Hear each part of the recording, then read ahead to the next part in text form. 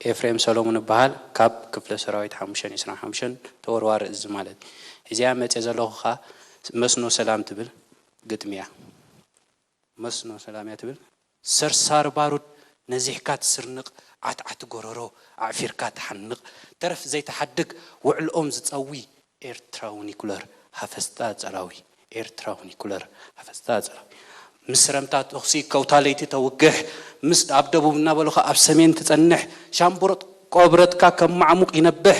ጥቐስ እንተ ዝብሉንስ ዓኻይ ዝረቅሕ ኤርትራው ብርሃን ንዓይኒ መነጸር ሓርገጽ ኢራቐሽ ዝባን ዓዲ ጸጸር